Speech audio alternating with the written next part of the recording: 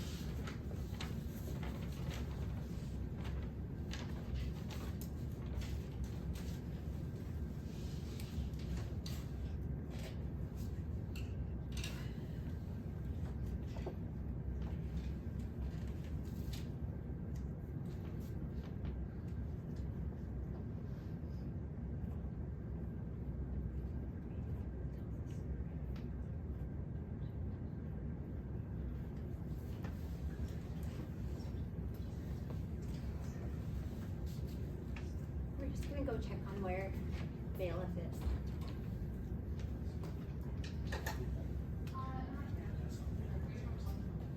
I'll walk in to get it all.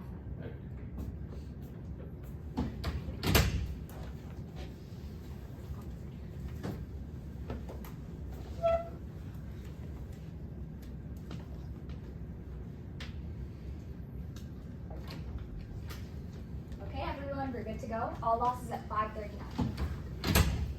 Good luck, everyone.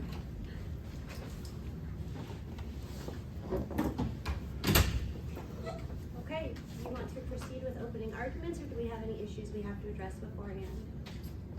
Yes, Your Honor. Good afternoon, Your Honor. Before we begin with pretrial matters, would you like to hear appearances from the plaintiff? Yes. My name is Marisol Torres. I'm joined by my co-counsel, Messim Tajani, Good afternoon, Your Honor. and Matthew Key. Good afternoon, Your Honor. And in today's proceedings, we represent the plaintiff, Ms. Shannon Shaheen. Would you like to hear appearances from the defense as well? Yes, please. Your Honor, may we make appearances before the court? Yes. Good morning, good afternoon, Your Honor. My name is Idon Barzohar, and along with my co-counsel, Cassidy Pepper, Afternoon. and Paisley Messer, Good afternoon, Your Honor. Good afternoon. we represent Taylor Hobson as the defense. Good afternoon, Your Honor. Good afternoon. Are there any matters we need to address before openings? Yes, Your Honor. Before we get into more of the matters, we've created a bench finder for your using throughout the trial. Yes. Opposing counsel has reviewed and approved the bench finder. Is that true, opposing counsel? Yes. Okay. Permission to approach, Your Honor? Yes.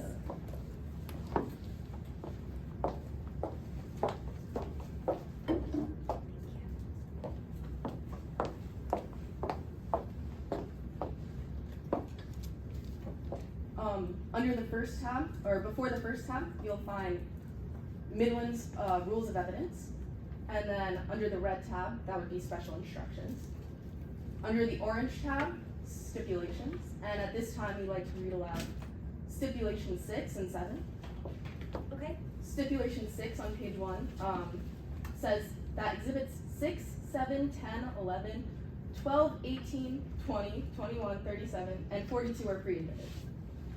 And stipulation 7 says, all hearsay objections have been waived to exhibits 22, 23, 24, 31, and 35. Okay. I would just ask that because we were just being given this now, please remind us if any of this does come up throughout the course of this trial. Yes, Your Honor. Under the next tab, yellow, you'll find relevant case law. At this time, we'd like to read out Caltree v. Bridgman. You can find this on page 1. Which states, the key question in a Slayer statute proceeding is whether the defendant was a culpable actor in the death of the decedent. There are 3 ways to establish that the defendant was a culpable actor. 1, the defendant knowingly caused the death of the decedent. 2, the defendant purposely caused the death of the decedent. Or 3, the defendant facilitated the death of the descendant. In a Slayer statute proceeding, a plaintiff is free to pursue any and all theories of culpability. And we would also like to read aloud Midland's Television Studios v. Kozak at this time, which you can find on page 10. In lieu of submitting an entire deposition into evidence, a party may instead elect to read excerpts of a deposition onto the record.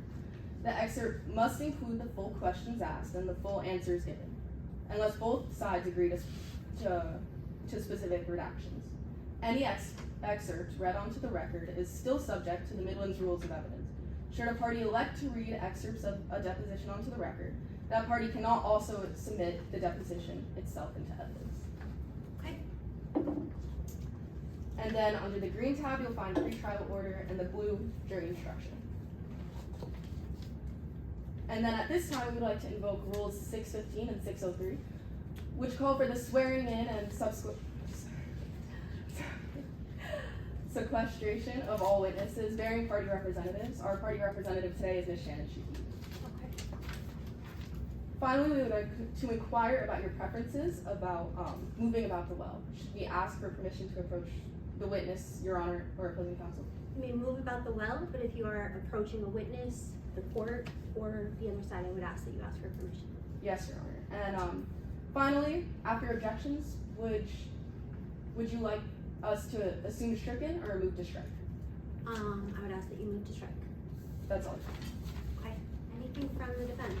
No, Your Honor. Plaintiff, are you ready to proceed with your opening statements? Yes, Your Honor. When you're ready, Your Honor. Ready. Your Honor, members of the jury, may it please the court. She knew the will, and so found a way. On April 22nd, the Mid-River Arena Express left the station in Sydney and embarked on a journey to Perth. This was supposed to be a fun, exciting vacation, one where all the passengers would walk out with lifelong memories. But the only lifelong memory the passengers aboard the MRE walked out with was the memory of Avery Bancroft's body lying on the floor of his cabin. And that's where the defendant, Taylor Hobson, comes in. You see, Taylor Hobson is the son of Avery Bancroft, and for the longest time, he was set to inherit the vast majority of his estate through Bancroft's will. Well, that was until he wasn't. You see, what evidence today will show is that aboard the MRE, Taylor Hobson and Avery Bancroft couldn't stop fighting, couldn't stop arguing. And Avery Bancroft finally resolved on writing his son out of his will. Testimony today will bring up the fact that up until that point, Taylor Hobson was struggling with finances.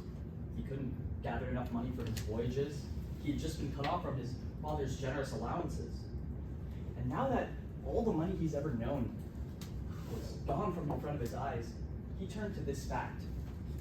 He knew the will. And so, he found a way.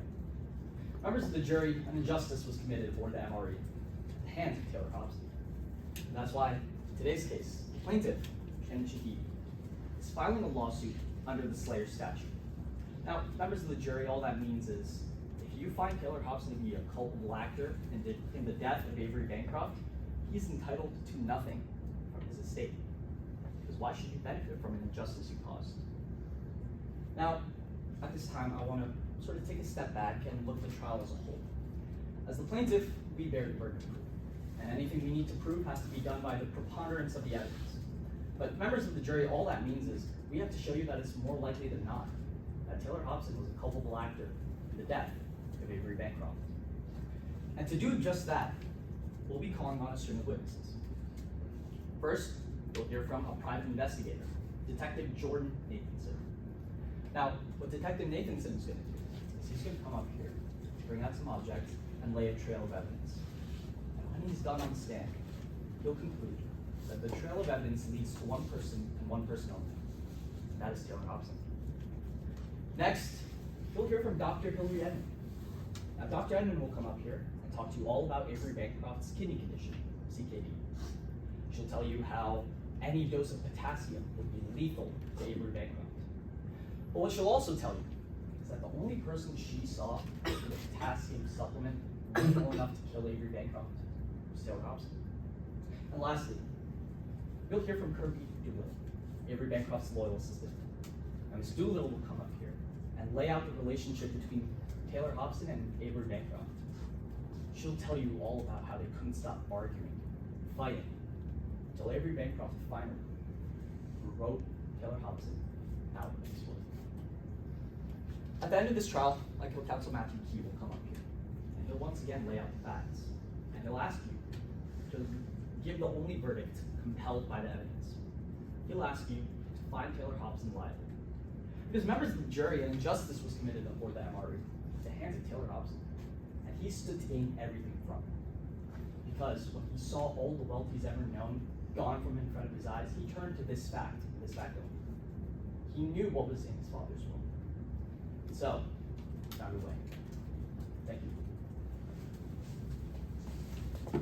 Thank you, defense. Yes, Your Honor.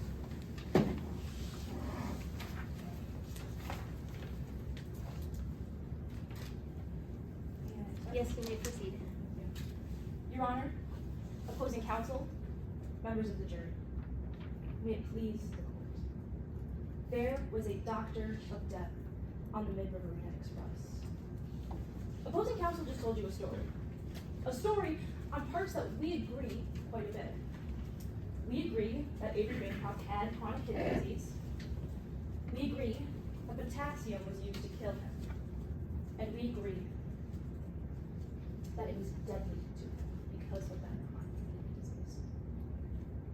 Although the way opposing counsel would have you believe it, Taylor Hobson, Avery Bancroft's own son, is the one who did it. The only one who knew of Avery Bancroft's condition. Members of the jury, what if I told you that there was someone else who knew? What if I told you that that person was one of opposing counsel's witnesses?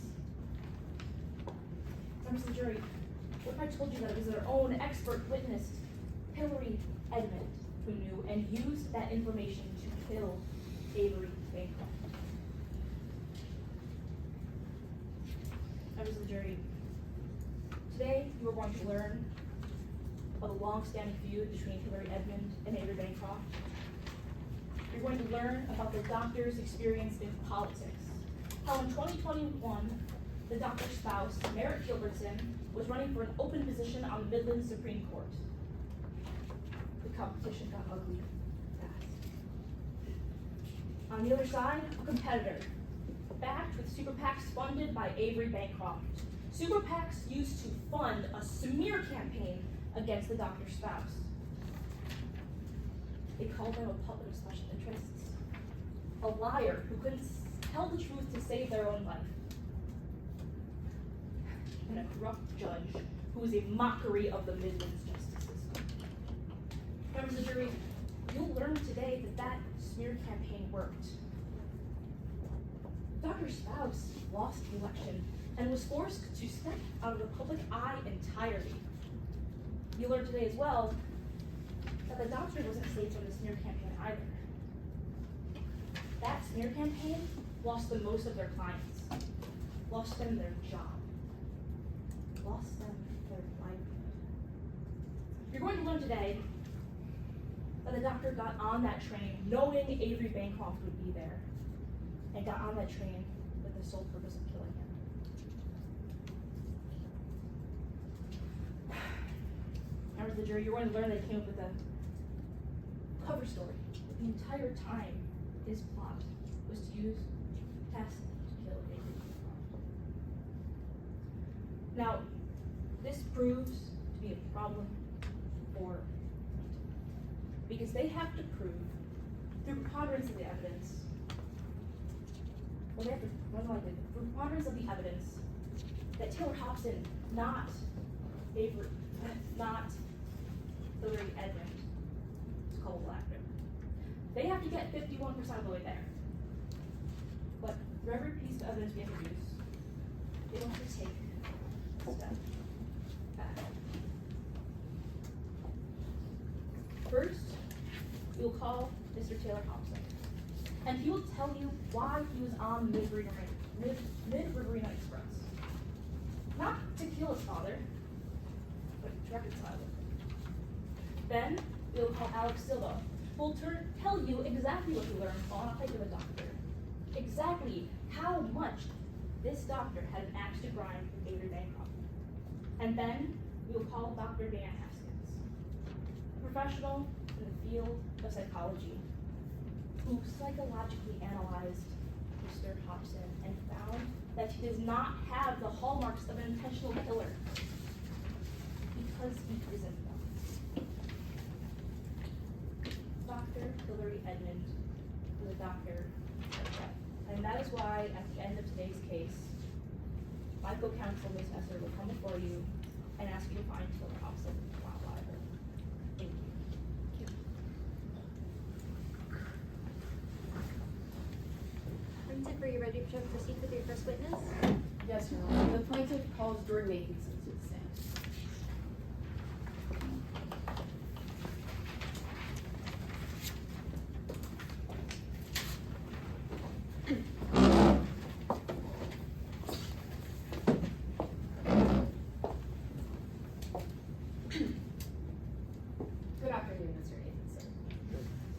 can you introduce yourself to the court? My name is Jordan Nathanson, PI. I run my own private investigation company, Nathanson Investigations. And can you tell us why you're in court today? Yes, I was on a train, the Mid-River Express in Australia to get from Sydney to Perth. It was on that same train that Avery Bancroft passed away. You said you were using the train as transit. Why were you using it?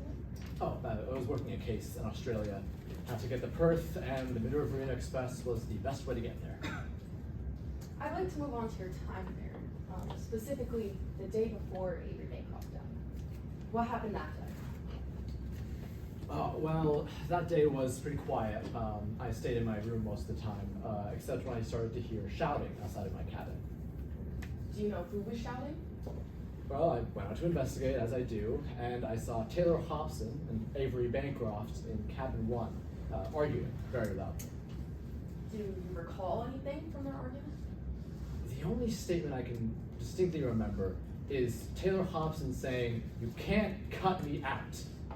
After that, Taylor Hobson stormed away back to his cabin. After that, Avery Bancroft invited me inside his cabin and we had a brief conversation. And what did you do after your conversation with Mr. Bancroft? Well, afterwards, I left cabin 1 and passed by cabin 3, which was Taylor Hobson's cabin. The door was a bit ajar, and I saw Taylor Hobson holding this bright orange hoodie in his hands. He threw it onto his bed, pulled out this bottle, had a banana on it, looked like it said banana extract, and he said, I bought it. I'll do it tonight. And did you see Taylor Hobson do anything that night? Oh, I turned in pretty early that night. I didn't notice anything happened that night, so no. Well, what happened the next morning, Mr. Nathanson? Well, the next morning, I was shaken awake by one of the train employees who had told me that Avery Bancroft had passed away. And what did you do when you learned that Avery Bancroft had passed away? I wanted to be of help, so I asked if I could examine the body, and they allowed me to. And did you notice anything in your examination of the body? The one thing I noticed was that there were lacerations around Avery Bancroft's neck. It was in the same place that I usually saw his medallion when he was on the train. Mr. Nathanson, would you recognize that medallion if I brought it to you today? I would. Permission to approach the witness opposing counsel in your honor with what has been pre-marked as Exhibit 17. Yes.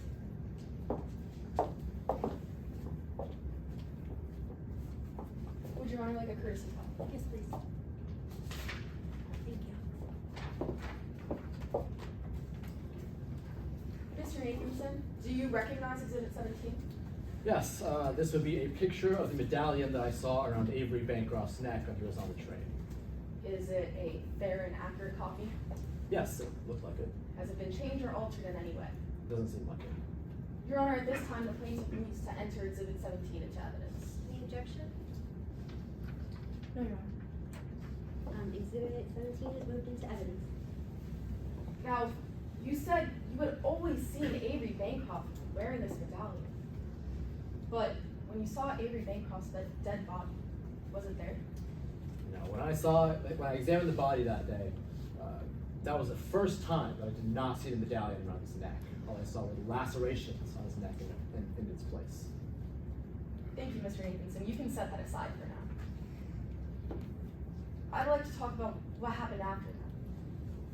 What happened after you examined his body? Yeah, I decided to go to the lounge to cool off after. And when I walked in, I saw Taylor Hobson there, and he hurriedly ran past me to leave. Did you see anything when you actually entered the lounge? Yeah, the trash can in the corner of the lounge was tipped over. I figured the train employees have enough work as it is, so I righted it. Luckily, there was only one piece of trash in there. It was this crumpled receipt at the bottom of the trash can. And would you recognize that receipt if I showed it to you today? I would recognize it. Your Honor, permission to approach the witness opposing counsel and Your Honor, with Yes. what has been proved. Okay.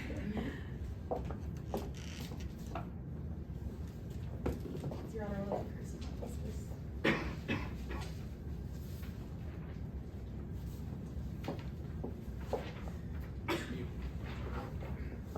Mr. Nathanson, do you recognize Exhibit 31? Yeah, this looks like a copy of the receipt that I found in the trash can at the lounge that day. At this time, the plaintiff moves to enter Exhibit 31 into evidence. Any objections? No, Your Honor. Exhibit 31 is moved into evidence. Mr. Nathanson, can you tell where this receipt is from? Well, at the top it says Scher's Tool and Craft in Handorf, Australia. Some of the passengers went to Handorf during the trip. Do you know what passenger went to Handorf? Were Taylor Hobson, Kelly Deuce, a couple of others. Now, can you tell when the purchases on this receipt is made? Yeah, at the bottom it says April 23rd, 2024 at 18:57, which would be 6:57 p.m. for the layperson. And what purchases were actually made? Well, I can see concentrated banana extract, sunblock, and sunglasses are all on here. I want to focus on that last purchase, sunglasses. Do you recall seeing any sunglasses on the Mid-River Express? The only pair of sunglasses I ever saw were a pair of broken sunglasses that I found in cabin 3. If I showed you that pair of broken sunglasses today, would you recognize them? Yes, I would. Your Honor, at this time, I'm permission to approach the witness with what has been pre-marked as Exhibit 34A. Permission granted.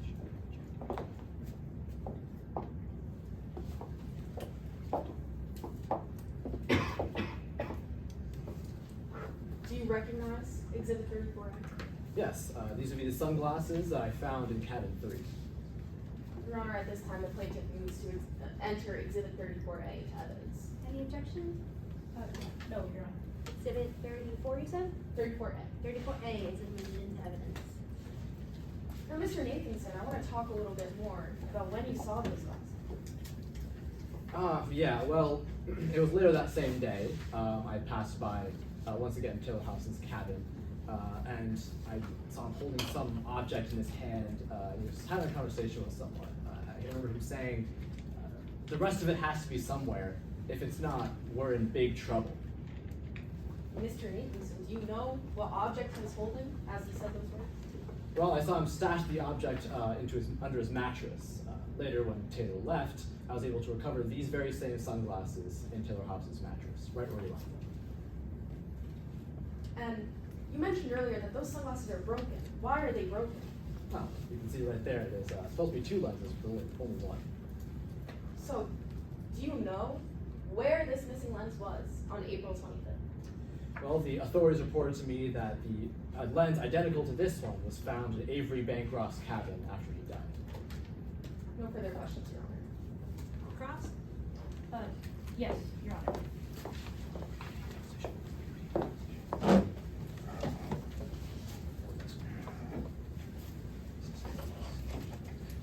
Now, you're a private investigator, That's right. and you worked with the FBI in the past. Yeah, I used to work for the FBI. Now, you testified dozens of times I have, yeah. and worked on hundreds of cases. Yeah. But you've never made an official report in this case. No, I wasn't in on the Mid-River Express to officially investigate. I was there just to get transit to another case. So no, I did not conduct an official investigation as I would do. I'm just really here to testify about what I saw, what I heard, and all of that. All right, well, let's talk about who hired you for this. You're testifying for the plaintiff, Yes, in this trial, yes. and you were hired by the plaintiff, I was hired to testify the plaintiff, yes. Shanchi. Yes, that would be plaintiff. Now, you're being paid on your ability to convince the jury of Taylor Hobson's liability in this case. Being hired to testify what I saw and anything that I can say about the investigation. Of course, but you're hired on contingency. Yes, I have contingency fee as a standard for these kind of cases. If Shan Shahidi were to succeed in this case and Taylor Hobson be found liable, that means that Shan Shahidi would get $400 million inheritance from Avery Bancroft, I believe that's true, yes. which means that your contingency fee would be $400,000. It's 0.1% of whatever they get. So yeah, as a standard, believe that's what it would amount to, yeah.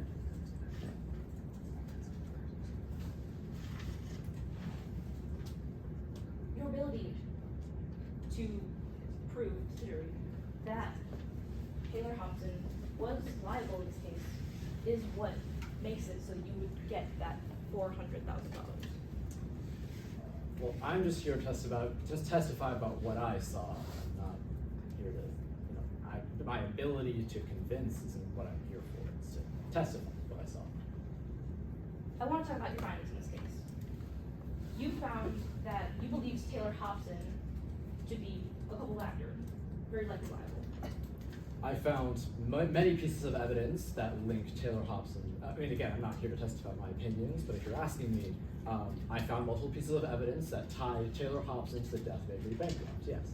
But during the course of your investigation, you also found that there were many other people on the Midway Ranger Express who had motive to kill Avery Bancroft.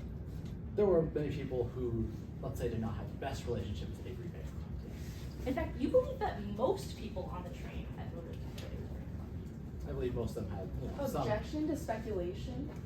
The opposing counsel is asking the witness to step in the mindset of other people on the train that day. Counsel, can you please repeat your question for the court? I'm asking if Mr. Nathanson believes that other people on the train had motive to kill Avery Bancroft. Response? Again, as I just stated, the opposing counsel is asking Mr. Nathanson to step into the mindset of other people that were on that train, of whether or not they did have motive. I think her question was what this witness believes, rather than what other people are believing. So I will allow it, but be careful because you don't want to cross into what other people are thinking. This witness cannot testify to that. Thank you. The objection is overruled. So you believe that other people on the train had motive to kill Avery Bancroft. I believe a lot of them had a bad relationship or a bad impression of him, yeah. Now, Dr. Hillary Edmonds was also a passenger on this train. Yeah, he was there. He So was there. you would agree with me that he would then also have motive to kill Avery Bancroft. I believe they have some sort of, bad impression of Avery Bancroft. I don't know a lot of the details, but Now, you also believe that Taylor Hobson had an opportunity to commit this crime. I believe they did, yes.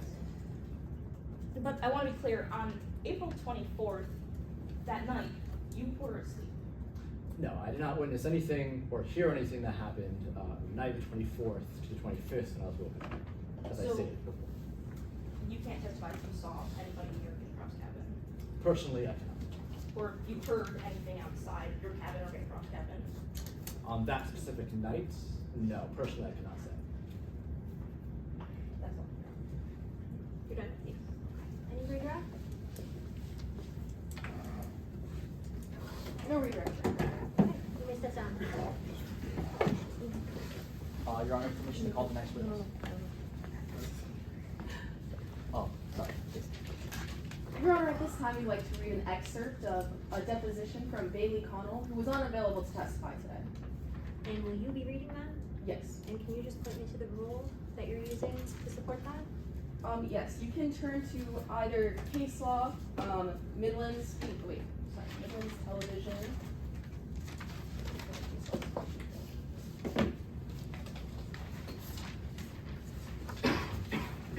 Midlands Television Studios v. Kozak, which says, in lieu of submitting an entire deposition into evidence, a party may instead elect to read excerpts of the deposition onto the record.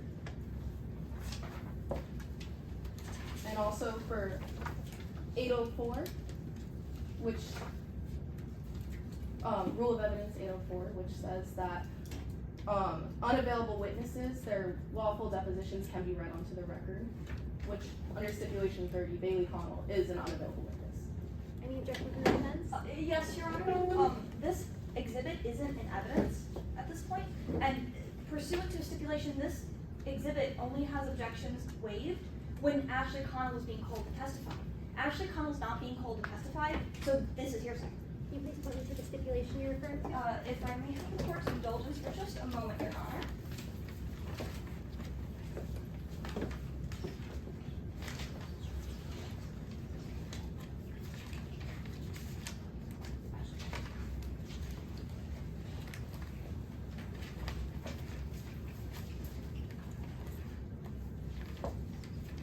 that would be exhibit 9. Or exhibit 9, stipulation 9.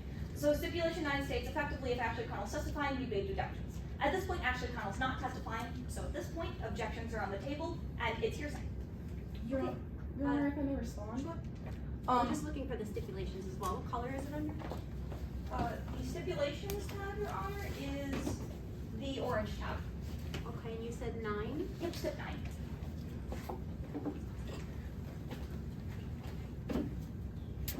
This is exhibit 5, the deposition? Yes, Your Honor.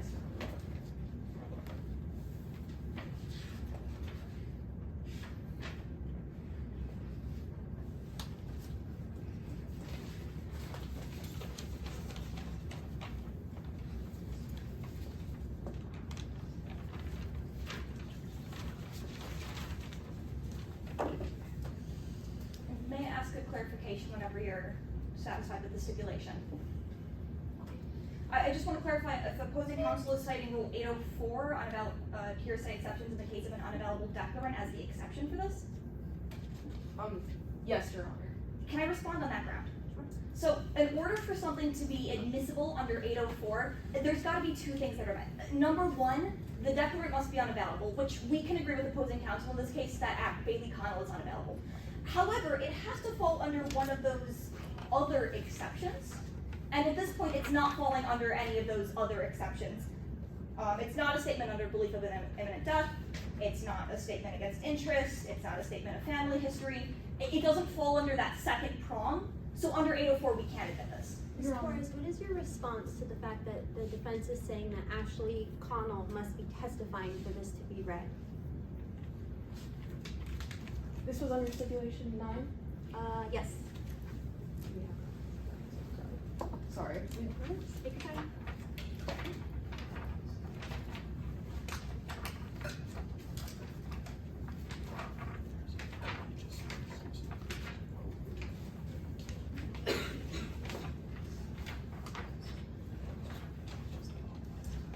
Your Honor, under stipulation 9, it simply says that all objections have been waived, not that it cannot be read onto the record. If Ashley Connell is called to the stand. May I respond? Yes, I just wanted to clarify that fact. The fact that due to the fact Ashley Connell's not testifying, objections are on the board. My response to 804 is that they're not meeting the second prong of Rule 804. We can agree that Bailey Connell's not present and is an unavailable declarant, but it doesn't fall under any of those other prongs. Your Honor, may I respond? Yes. Under the second prong, the exceptions, if you go under former testimony, it says former testimony constitutes a lawful deposition. This is the deposition of Bailey Connell, which meets the second prong to 804. May I respond? And as an officer of this court, you are representing to this court that the person who made that statement is unavailable? Yes, it is actually, in stipulation 30, it says Bailey Connell is unavailable. I tend to agree with the plaintiff. What is your response? Well, if we look at the exception of 1B, it has to be offered against a party who had an opportunity in similar motive development by cross, direct, or re-examination. As Ashley Connell nor Bailey Connell are testifying, we haven't and won't have the opportunity to direct, cross, or re-examine either of these witnesses. So that second prong under 804B1B it's not being met. Well, who took the deposition if not by both parties? Your Honor, a lawful deposition means that both parties were present, so. So I think your argument about subsection B1B doesn't stand. In that case, Your Honor, we would have no objections, You as may- long as it's pursuant to state v. Kozak v. MTS, which states that the full entire question and full entire answer must be run onto the record. I agree with that. Yes, Your Honor.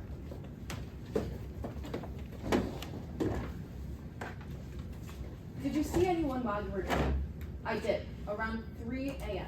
I heard footsteps in the hallway, so I took a peek. I saw someone heading towards cabin 1. Can you describe the person you saw heading towards cabin 1? I never saw their face or anything. I didn't really get their height or their skin color, I guess.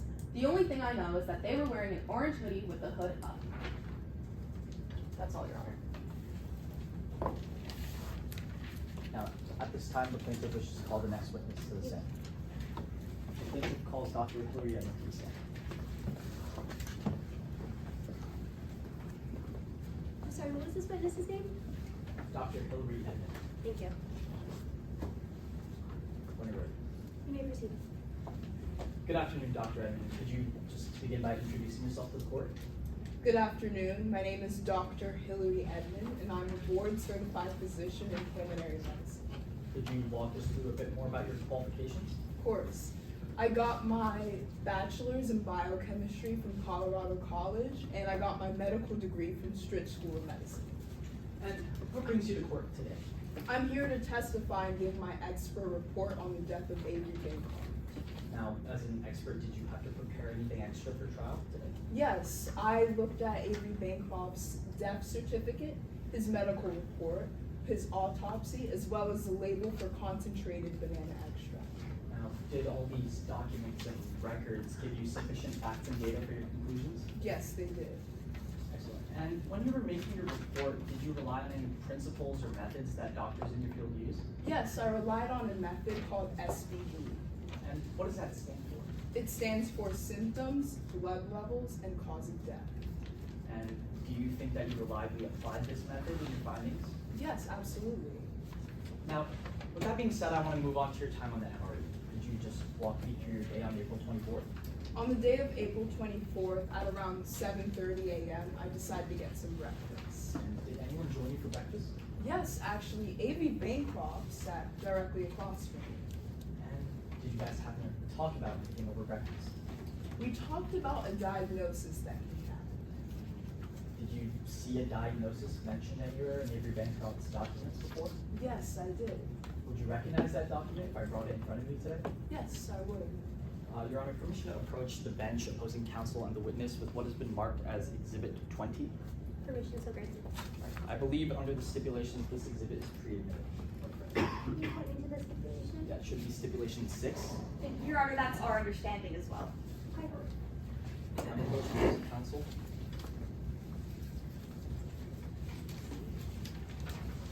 Approaching the witness. And would Your Honor like a courtesy copy as well? Yes, please. Now, what can you tell me about this document? Yes, this is one of Avery Bancroft's medical records, and it says that he was diagnosed with chronic kidney disease and that Taylor Hobson was in the room during this diagnosis. You can set that aside for now. Now, I want to talk more about his diagnosis of CKD. Could you just briefly go over what that is? So CKD has to do with the function of your lower kidney and whether it can filter out blood properly. And what are some of the symptoms associated with someone who has CKD? You can suffer from fatigue, muscle weakness, and in serious cases, cardiac arrest. Now, when it gets too severe, is there any term for what that is? Yes, it's called hyperkalemia. And how does hyperkalemia work?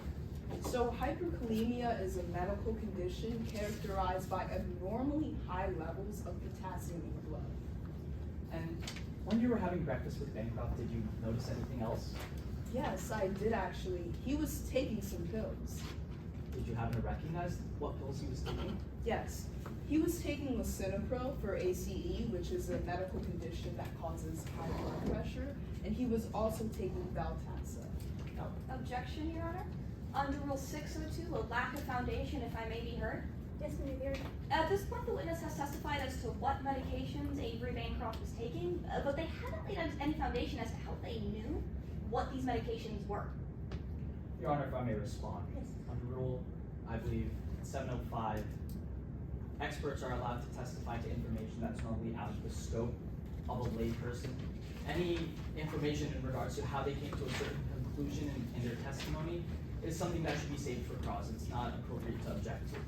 Additionally, we've laid foundation in the fact that not only is Dr. Edmond a qualified doctor, but they were accompanying Bancroft over breakfast and was sitting face to face having a conversation with them. I believe this is sufficient foundation to reasonably assume that Dr. Edmond couldn't tell what medicines he was taking. I think, did you have a response? Yes, Your Honor. So pursuant to Rule 705, or was it, may I ask clarification if it was 705 or 704 that opposing counsel was citing? I believe it was 705. 705. So pursuant to Rule 705, this relates specifically to conclusions and opinions. they can state an opinion and give reasons for it without disclosing the underlying facts and data. And that's separate from a lack of foundation issue. And the issue at hand here is that the witness has testified to him taking a specific type of medication without explaining to us where and how they knew what that medication was. That's a separate issue from 705. If she were to give a conclusion without supplying the underlying facts and data, that would be more of a 705 issue, and I would have no issue with that. So plaintiff's counsel has already established that Dr. Edmond is a board-certified physician in pulmonary medicine. I think it's within the realm of her expertise as a board-certified physician to know what these medicines are. She also hasn't offered any opinions. She's just stated what these medicines are and her knowledge of what they're for. So to that end, your objection is overruled, but I welcome you to renew it if you think you need to upon hearing further testimony. Yes, Your Honor. Now, I'm just gonna redo that line of questioning just to set this up. Now, did you notice anything else over breakfast with Bancroft? Yes, I noticed that Bancroft had been taking some pills. And did you recognize those pills? Yes, I saw that he was taking Cinepril for ACE, which is a medical condition that causes high blood pressure, and he was also taking Veltacin. Now, I want to come back to those pills in a moment. Now I want to turn our attention towards the method used, SVD. Could you remind the jury what that stands for? Yes, of course. It stands for symptoms, blood levels, and cause of death. Let's start with symptoms. Did you happen to notice any symptoms in Bancroft of hyperkalemia or high blood potassium levels? No, I didn't notice any muscle fatigue or shortness of breath prior to his death on April 25th. Excellent. And I want to move on to blood potassium levels now. Now, what's a normal range for someone without CKD? Yes, a normal range should be anywhere between 3.5 to 5 millimoles per liter. And did you happen to consult any documents listing what Avery Bancroft's blood potassium levels were when he died? Yes, I did. And would you recognize that document if I brought it in front of you today? Absolutely. Your Honor, permission to approach the bench opposing counsel and the witness with Exhibit 19A. Permission granted. I believe under stipulation 7, all objections to hearsay are waived on this document. What number was it? Stipulation 7? No, what number exhibit? Oh, 19A. I'm approaching opposing counsel with the exhibit.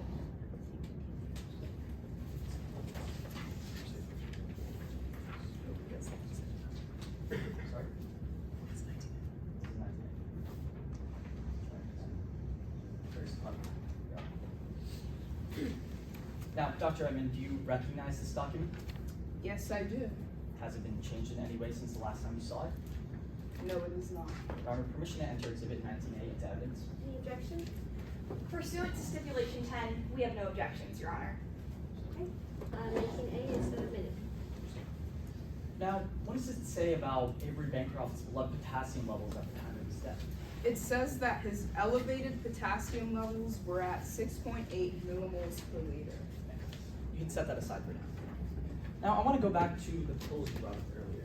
Now, how do you think those pills would have affected his blood potassium levels? It should have managed his potassium levels for a long amount of time. And how could his levels have shot up so fast in such a short amount of time if he had no symptoms? It should have almost certainly been through ingestion. You see, humans can't naturally produce potassium. So this wasn't a case of a natural death.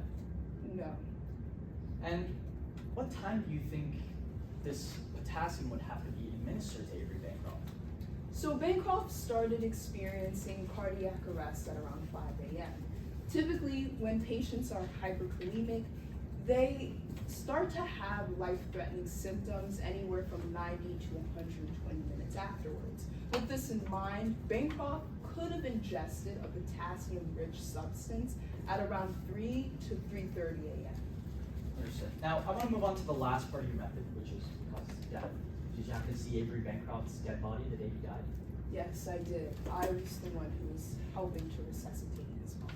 And what did you notice about his causes of death when you were near his body?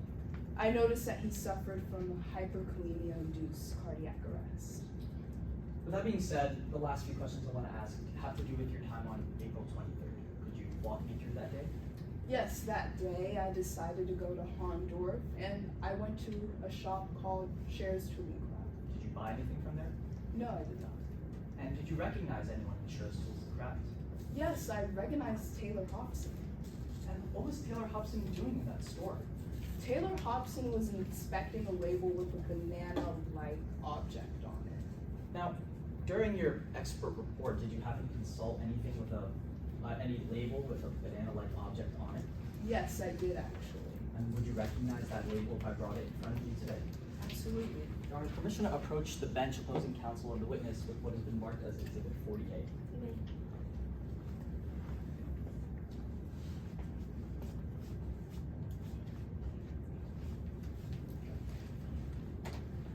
Now, Dr. Edmond, do you recognize that label? Yes, I do. Have you done anything with it, examined it in any way? Yes, I used this label when formulating my expert report. And has it been changed in any way since the last time you saw it? No, it is not. Your Honor, ask for permission to enter Exhibit 40A into evidence. Any objections? We have no objections, Your Honor. Okay, was the number, what number is this? 40A. 40A is admitted into evidence. Now, Dr. Edmond, the last few questions I want to ask you have to do with this. In your professional opinion, do you believe the contents in that bottle would be sufficient to kill Avery Bancroft? Yes. I have no further questions, Your Honor. Cross-examination? Yes, Your Honor.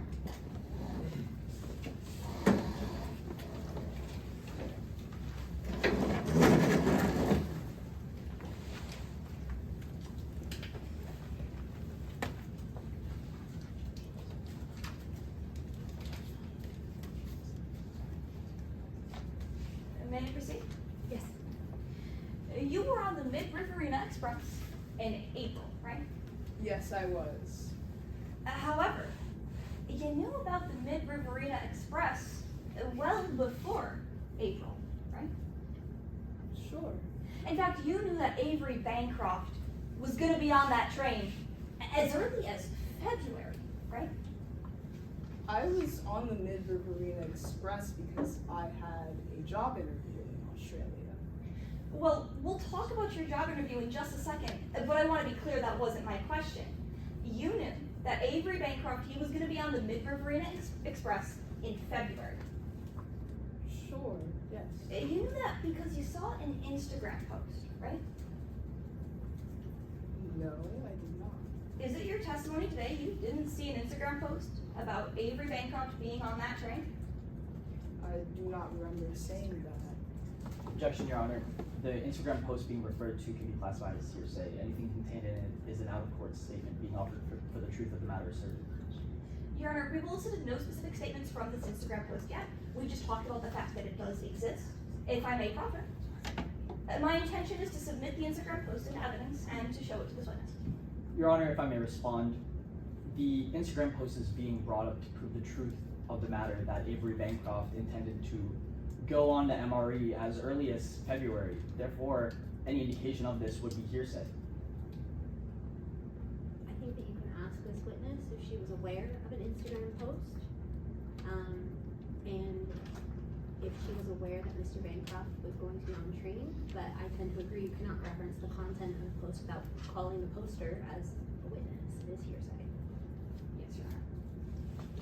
To that end, you can reformulate your question. You knew that Avery Bancroft, he was going to be on that train. Sure, yes. You knew the exact date he was going to be on that train.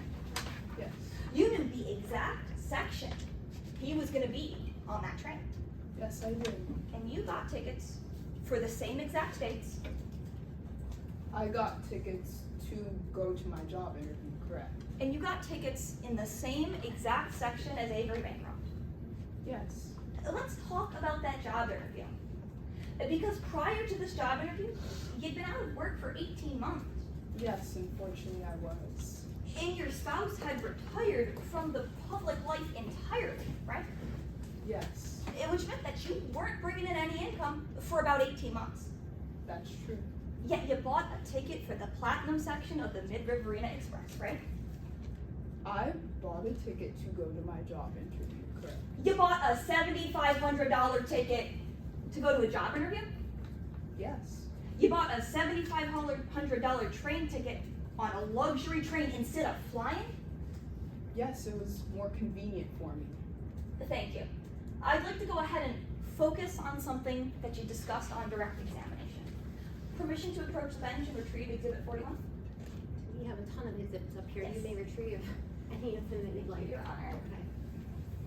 Okay. You told us that you went to a hardware store while on that trip, right? Correct. That was Cher's Tools. Yes. And you told us you thought you saw Taylor Hobson looking at something that seemed an awful lot like this. Correct, yes. And on direct examination, you told us this bottle is enough to kill Avery Bancroft. It's enough to heighten his potassium levels, which led to hyperkalemia, which led to hyperkalemia-induced cardiac arrest.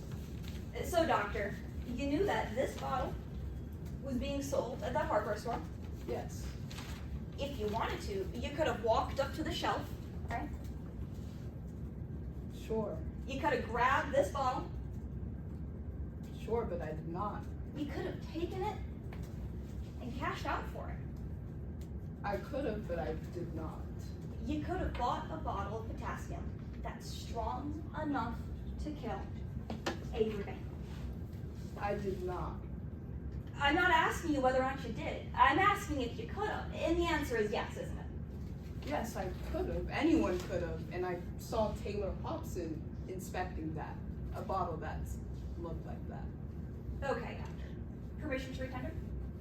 Retender, I'm sorry. Retender to the bench, Your Honor? Oh, sure, yeah. Well, I want to talk about why you might have bought a train ticket for the same exact dates and section as Avery Bancroft. Because the truth is, doctor, you've got a history with Mr. Bancroft, isn't that right? Yes, I do. Let's start back at the beginning. Because you're married to Merritt Gilbertson. Yes, I am. When you married Merritt Gilbertson, you had your own practice. I did. Your spouse, they had a successful political career. Correct. You had plenty of clients. Yes. But it all started to go bad, didn't it? It did when my business was caught in the crossfire of the political election, but of course that's all water under the bridge, and I was able to keep up my certifications under Midlands. Well, let's talk about that water under the bridge. I want to be specific. Because Merritt was running for position on the Supreme Court, right? Correct. And Merritt was attacked by political action committees. That's usually what happens in political races. The largest of these political action committees, it was sponsored by Avery Bancroft, wasn't it? Yes, by his committee, correct. And Avery Bancroft, he dragged Merritt's name through the mud, didn't he? Not him personally, but he funded ads that did, correct. These ads, they called Merritt a crook. Yes. They called him corrupt. Yeah. Objection, Your Honor, to hearsay. These statements elicited from the ad are out-of-court statements being used to prove the truth of the matter asserted. Maybe. Your Honor, we're not offering these statements to prove the truth of the matter asserted. It's not the defense's contention today that Merritt Gilbertson was actually corrupt or was actually a crook. If I could direct you to a piece of case law, that's going to be the yellow tab in that case law binder. It'll be on page 5 of Midland's case law at the bottom. Chambers v. By the Book Publishing. Would you like a moment to read that? Yes.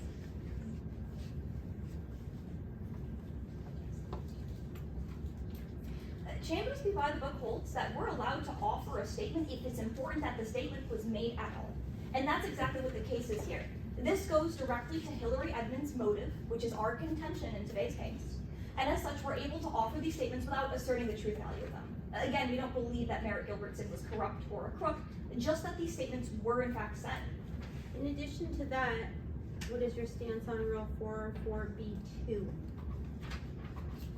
Once again, Your Honor, we're not offering these statements to prove that Merritt is actually a corrupt or a crook or a coward, just that these were statements that were made against Merritt and that impacted the way that Hillary Edmonds viewed Avery Bancroft, and if I may profit, ultimately led to being a Hillary Edmonds motive for murdering Avery Bancroft in this case.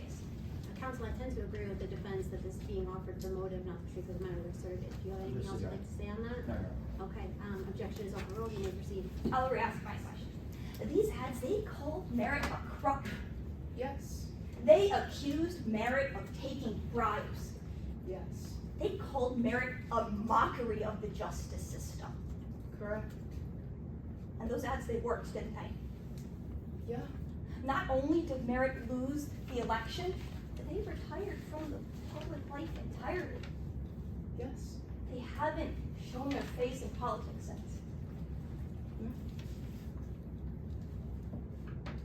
You were caught in the crossfire of these ads too, weren't you? Unfortunately, I was, but fortunately, I was still able to keep up my certifications.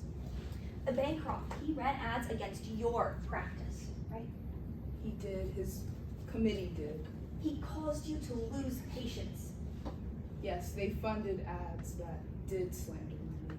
With no patients, you couldn't afford to keep your business open anymore. I couldn't.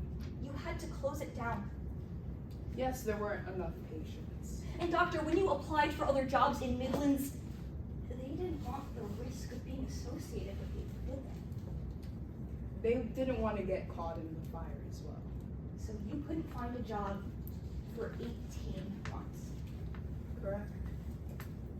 I want to shift focus to something else you told us on direct examination. You told us about a conversation you had on April 24th with Avery Bancroft. Correct. No, you told us on direct that that was when you learned he had chronic kidney disease, right? Yes. And we'll get to that in just a moment. But first, I want to talk about what Bancroft said to you before he mentioned kidney disease. Because Avery Bancroft, he actually came up, he apologized to you. Yes, he did. But in apologizing, he told you that's just the way things are sometimes. Objection, Your Honor, hearsay. So agreed. Response? Once again, we're not offering this for the truth of the matter asserted, pursuant to Chambers. We're offering to show that it was said at all, and further, to the effect on the listener, if I may proffer.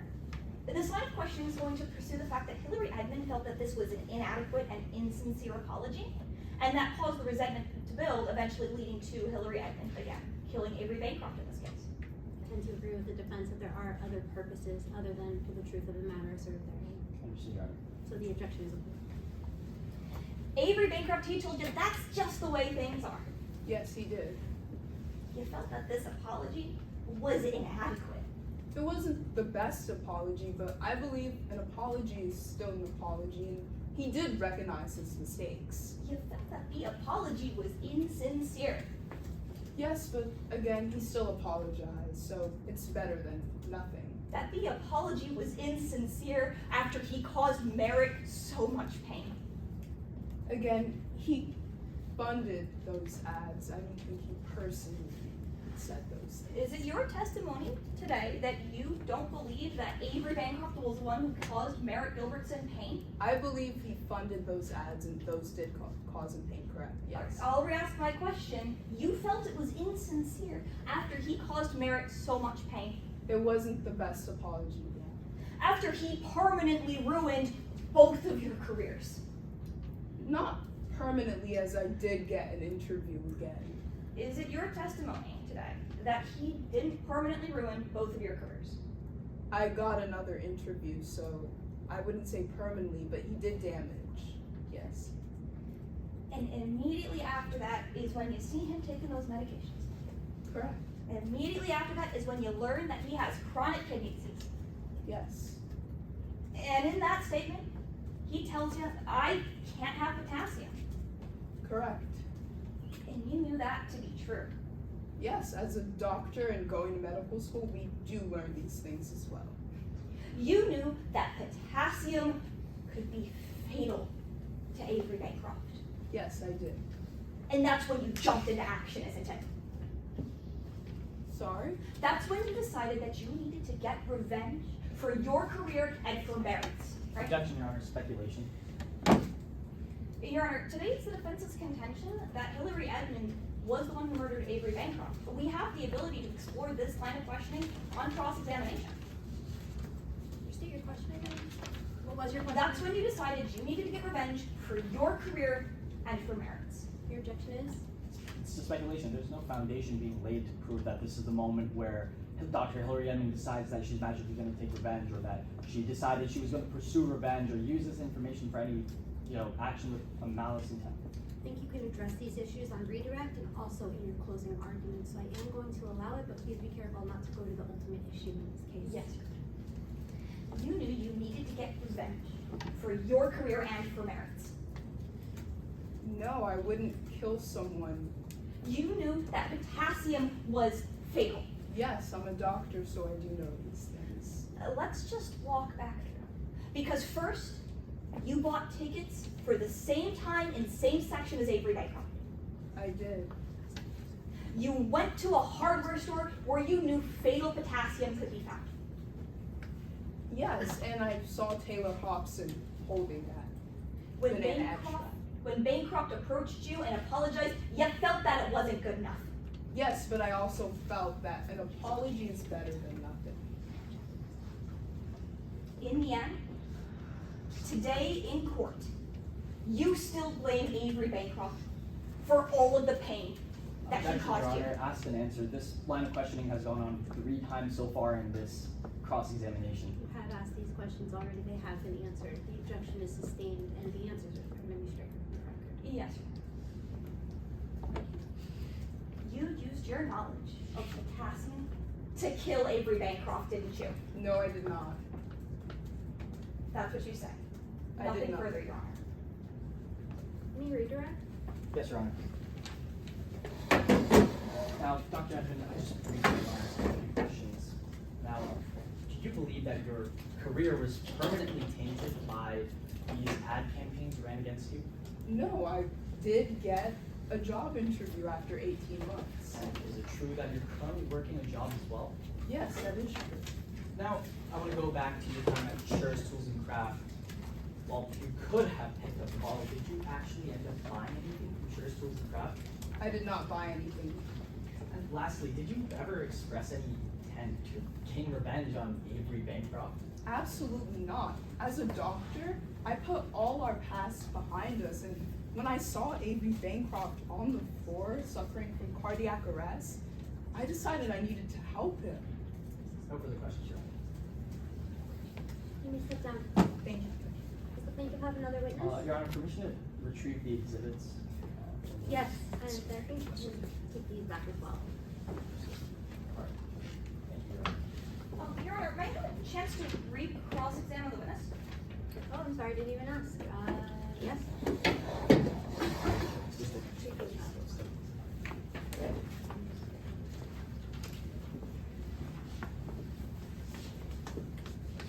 I just want to make one thing clear. On redirect examination, you were asked if you believe that Avery Bancroft had permanently damaged your career and merits, and you answered no. Correct. I did get another interview, so I wouldn't say permanently, but at the time, there was a lot of damage in Midlands. Is it your testimony today that Avery Bancroft didn't permanently damage your and Merritt's reputation? I do remember saying that at the time he did, but I did get another interview. Are you telling us that what you wrote in your sworn statement is different from your opinion today? I do feel a little differently, but it remains quite the same, that at the time he did damage our reputations. You'd recognize a copy of your affidavit if I showed it to you, right? Yes. Your Honor, permission to approach opposing counsel and the witness in turn with Hillary Edmonds' affidavit? Yes, but I'm wondering if this goes beyond the scope of what was addressed. If I may, Your Honor? On redirect examination, she was asked if her career was, or her reputation was permanently damaged. She answered no. I'm now going in for an impeachment.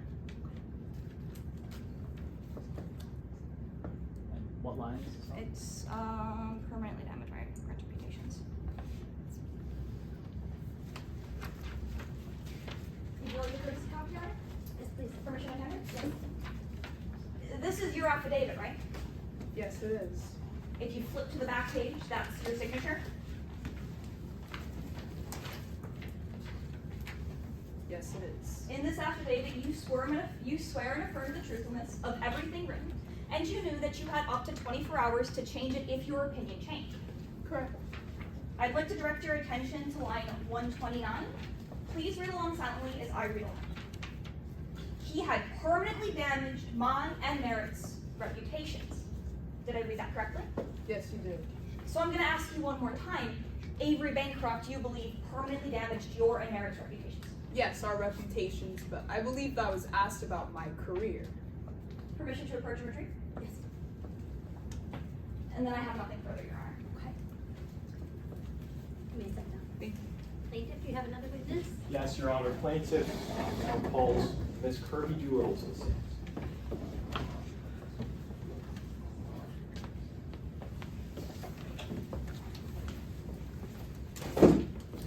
Permission to proceed, Your Honor? Yes. Good afternoon, Ms. Doolittle. Can you please introduce yourself to the court? Good afternoon. My name is Miss Kirby Doolittle. And why were you on the Mid-Riverina Express? Well, I'm Mr. Bancroft's, was Mr. Bancroft's personal assistant. As his assistant, I traveled around him everywhere and basically accompanied him. And when we found our way around Australia, I ended up booking tickets on the Mid-Riverina Express to Perth.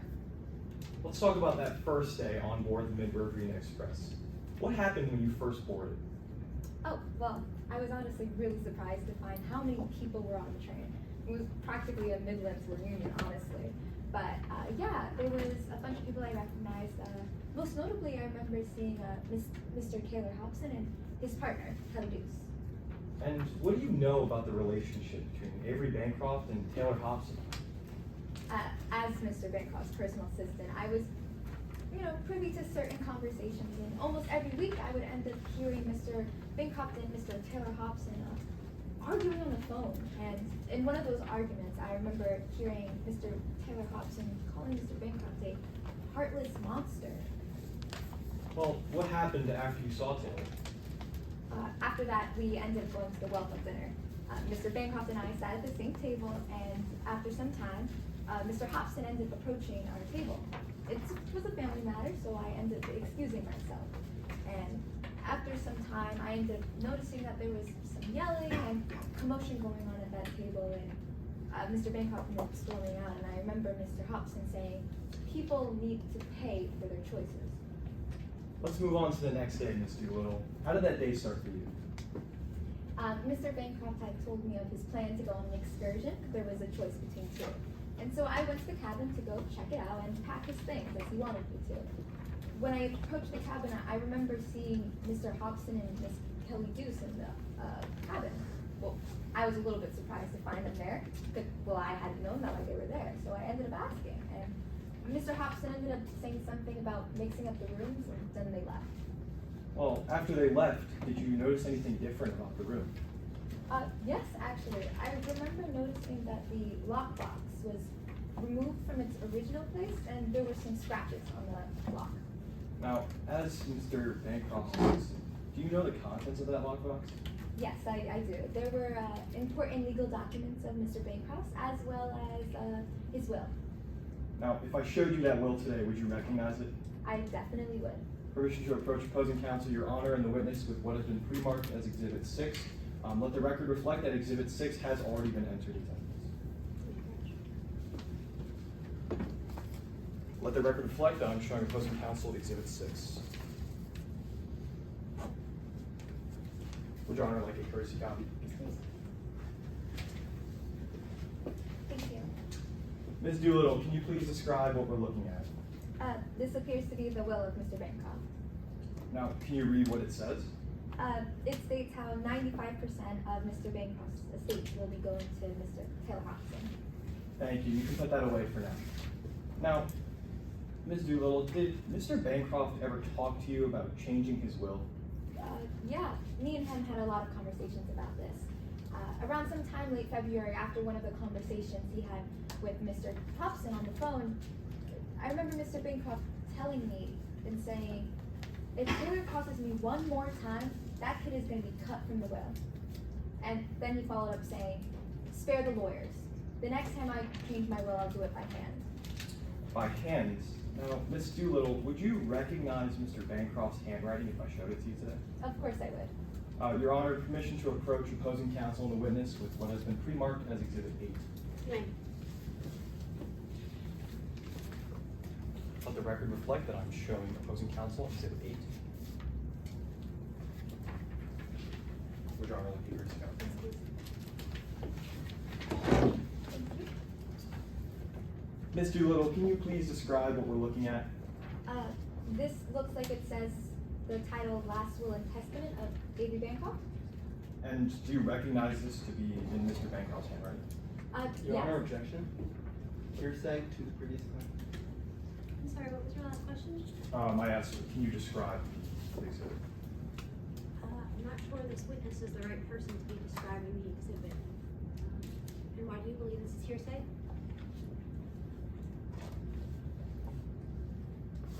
Because this is an out-of-court statement that that's being, an out-of-court thing that is being used for the truth, not for the truth of the matter. Your Honor, if I may proffer, I'll be laying adequate foundation to show that she does indeed recognize this handwriting. Therefore, I will be able to enter into evidence, and she will be able to testify to the Do contents. you of have the a book. hearsay exception? I do have a hearsay exception. What is that? If I may direct you to pretrial order number 7. It is within the. Is it within? It is within. It should be the. Is there a tab going for that? Great. If you direct yourself to the green tab, and direct yourself to the pretrial order number 7. This pertains to a holographic will, which plaintiff is contending that this particular document is a holographic will. Just please read quietly as I read along. Under MRS 41B.300, a will is valid notwithstanding the lack of witnesses if the will is written and executed in the testator's own hand. And although Exhibit 8 has no legal effect, it is still. Let us read it. Oh, absolutely.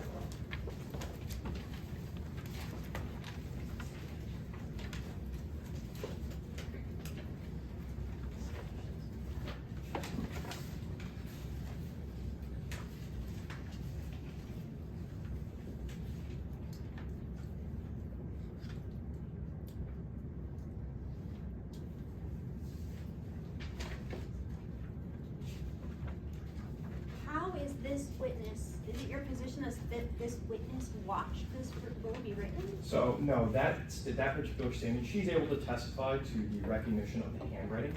If you direct yourself to Rule 901, 901B stipulates that a person that's able to, under their rationally based perception, show that they can recognize the handwriting, then that is enough to authenticate that piece of evidence. Additionally, if I direct you to Rule 8033, because that pretrial order 7 stipulates that it can be used to show a statement of intent to change the will, a statement of intent under Rule 8033 is an exception to hearsay. Therefore, anything in this 803 what? 8033, it's a statement of intent. Essentially, Mr. Bancroft is showing in this document that there is a statement of intent to change his will. But this isn't Mr. Bancroft. This is not Mr. Bancroft. That particular document is titled by Mr. Bancroft. She recognizes the handwriting, again, under Rule 901B. It's handwriting is self-authenticating.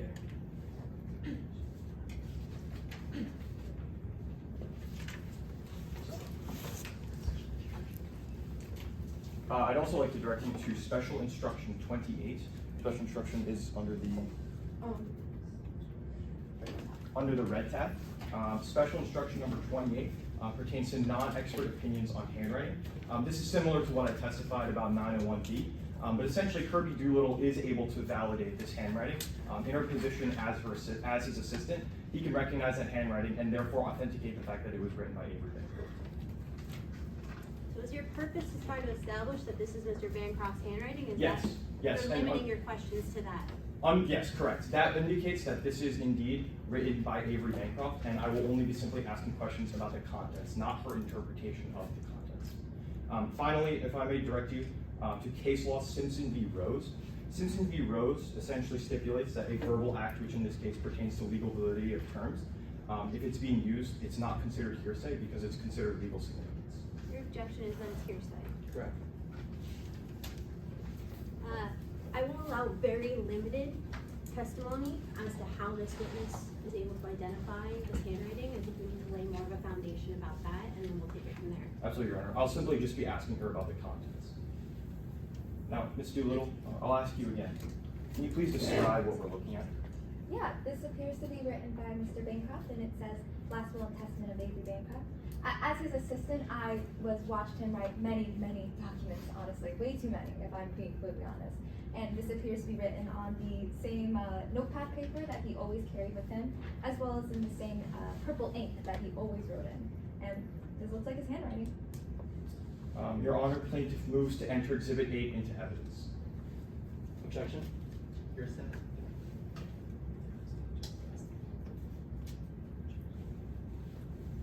I mean, I think all you've established is that this could be the handwriting of Bancroft. I don't think the contents can be admissible. Again, if I may refer you to Rule 901B, handwriting is authenticating, so if she can, based on her rational perception, authenticate the fact that this is indeed Avery Bancroft's handwriting, we're not going to ask her to testify about what her interpretation of these contents are, simply what's being read. She can recognize that handwriting, and she can recognize that because of that, it was written by Avery Bancroft. Therefore, she can read the contents of it as long as we enter it into evidence.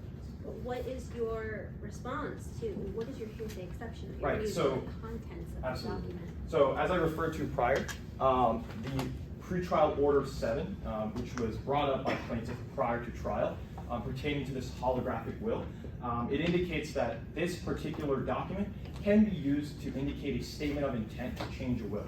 So this, while it's titled will, does not hold any actual legal significance in being a will.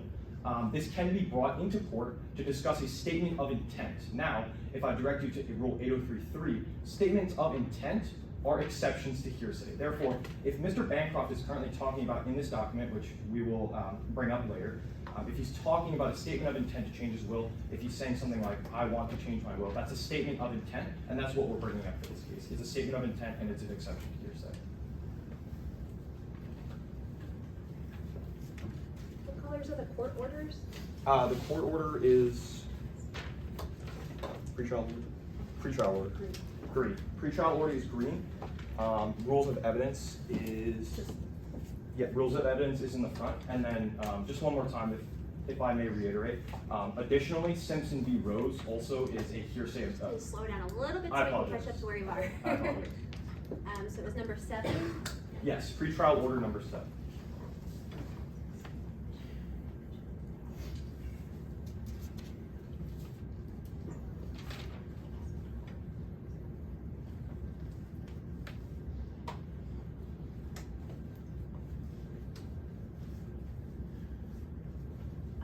I think based on number 7, the holographic will, that's your winning argument. Absolutely. Yeah.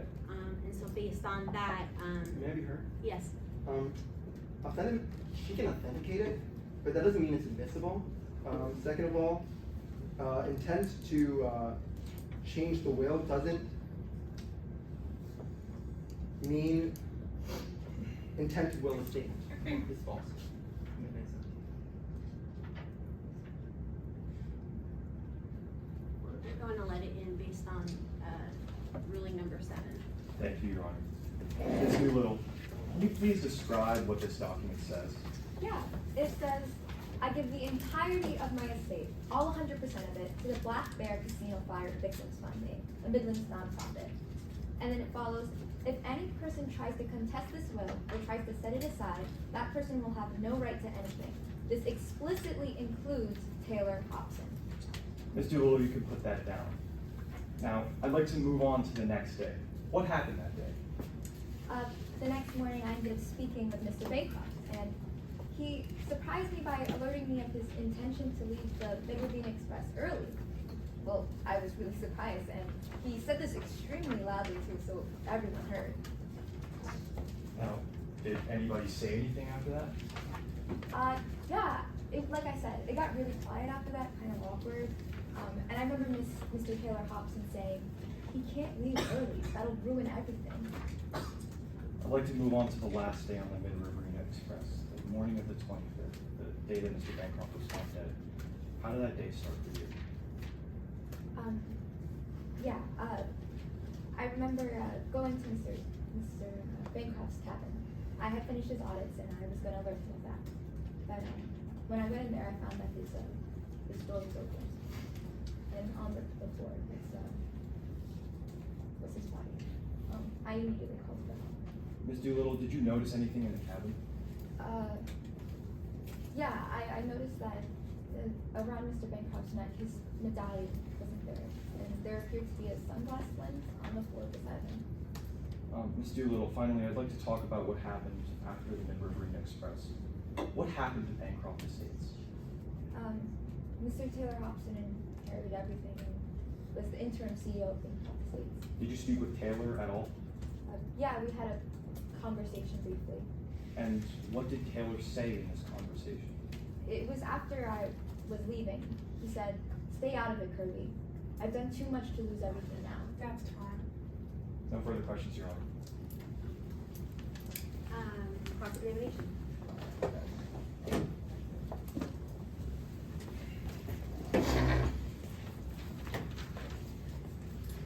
You've said a lot about Taylor in your direct. Just to be clear, you don't like Taylor, do you? No, I never said that. Well, when Avery Bancroft, sorry, you can finish. My bad. It's okay, thank you. Me and Taylor were never on bad terms. I never really spoke to Taylor that often, but I believe we were at least cordial. We've never had any malintent with each other. Well, when Avery Bancroft died, Taylor took over, correct? Yeah, he became interim CEO. And then he walked into his office, he sat you down, and he fired you, correct? Yeah, I was, like I said, me and Taylor weren't necessarily friends, but we were cool with each other. I was honestly kind of shocked. You were shocked, you were so shocked, you were so angry, in fact, that Taylor had to call security, isn't that correct? Yeah, I didn't know Taylor, we've had... Objection, Your Honor, to relevance. The fact that Ms. Doolittle had to be escorted by security pertains in no way to this case. I wish that the opposing counsel at least lay foundation for why that's relevant to this case. If I could offer. Her getting escorted by security out of the building shows the hatred she has for Taylor Hobson. And showing that hatred will later show that because of that, she is going to blame Taylor Hobson for the death of his father. This goes to bias of this witness, and bias is always relevant. If I may, though, Your Honor, I'd like to revise my objection to 403. This statement is far more prejudicial than it is probative. In this case, To whom? To Ms. Doolittle, showing that she was escorted by She's security. not a party in the case. Correct, but 403 only stipulates that evidence being brought forth that's more prejudicial than it is relevant. In this case, while I do tend to agree with opposing counsel that it may have some level of probative value, showing that a person was escorted by security doesn't necessarily, it brings forth a lot of prejudicial value and honestly inflames the passions of the jury in particular regarding this witness. You can address this on redirect and in your closing statements. I consider this to be proof of bias, and that is always relevant and never collateral. Understood, So you may proceed. You were so angry, in fact, you are now testifying against Taylor Hobson. Isn't that correct? I wouldn't say I was... Objection, Your Honor, to speculation. Now the attorney is saying that she was angry and because of that particular instance, she decided to be a witness in this case. That's speculation going into the mind of this individual. You can't really speak to that. Who else would he ask about that except the individual whom he's talking about? Well, this is speculation in the fact that the attorney is bringing forth this question. There has not been foundation laid to show that, this case in particular, this one instance, would indicate her to even want to come up here and testify just for that particular case. May I be heard? Yes. Speculation is only for another party's inner thoughts, and this is her own inner thoughts, and therefore she would know that, wouldn't she? I tend to agree with the defense. I'm going to allow it. If you feel you need to raise the objection at any other time, you may do so. But I'm certainly going to allow this line of questioning. Understood, Your Honor. Let's move on to the morning of April 25th, okay? You woke up, you heard screaming, correct? Yeah, I did. I heard a lot of screaming. You wondered where the screaming was coming from, and you ran to it, correct? Yeah. And when you ran to it, you ended up at cabin 1, correct? Yeah. You entered cabin 1, and what did you see? You saw Dr. Edmond over Avery Bancroft's body, correct? Well, I had found Mr. Bancroft's body on the day of his death, and I had called for help, and that's when Dr. Edmond and Dr. Hassens and Silva decided came in. Dr. Edmond came in first, though, correct? Yes. And when he came in, he didn't look around the room, right? She It's okay. She came in, yes. She didn't look around the room, though, right? I don't believe so. Again, it was a very chaotic morning. I can't attest if she very inspected the room, but I guess not. She didn't ask for a medical history, did she? He was having seizures on the floor. So, No, when he saw Dr. Edmond, the first thing he did was do CPR, correct? yes, she had conducted CPR. She was trying to resuscitate Mr. Bancroft. All she did was CPR for 30 minutes, isn't that right? I don't really know what the proper procedures are for that, but yeah, that's what she had been doing. During this 30 minutes, again, Dr. Edmond had a chance to ask for a medical history. Did he? She did not. She didn't pull out calcium outside of her bag. I'm sorry, could you repeat your question? She didn't pull out any medication from her bag, correct? I don't believe so. She didn't pull out any calcium, correct? No, I don't think so. And so all she did for 30 minutes was CPR. Again, I can't really attest to what the proper procedures are, but yeah, that's what she had been doing. Let me ask I again. don't think that was his question. Why don't you ask that question again? When you saw Avery Bancroft,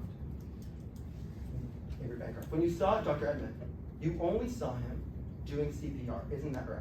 Yeah, she had been doing CPR. Thank you. I want to go back to before Dr. Edmond started CPR.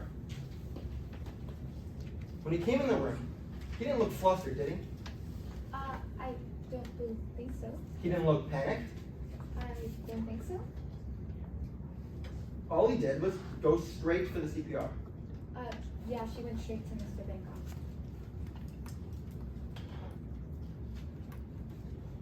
She didn't.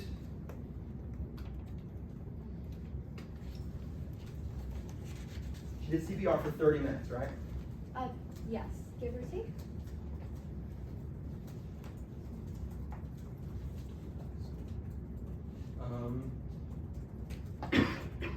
And when he came into the room, you heard something, didn't you? I don't remember exactly what I heard, but yeah, I think I did hear something. You heard him say, "Well, that was fast." Did you not? Yes, I did hear her say that. So the first thing Dr. Edmond did when he went in the room was say, "Well, that was fast." It wasn't the first thing she had said, but yeah, she did end up saying that. I was a little bit confused. Thank you, Honor. No further question. You're right. Yes, Your Honor. Oh, I don't. Excuse me. Oh, we're out of time. Yes. Okay. Does the plaintiff have any other witnesses? No, Your Honor. At this time, plaintiff rests. Okay. It's my understanding that we are to take a break at this point. Is that everybody else's understanding? As long as the time allows, Your Honor. So I would ask the timekeepers, what's Yeah, it's currently 4:07, all loss is 5:39. With the rest of the trial, we'll have around an hour of time, so we have time for a 5 I minutes. defer to you all as to what you want to do. I think the defense would appreciate a 5-minute recess if the plaintiff is amenable. Yeah. Excellent.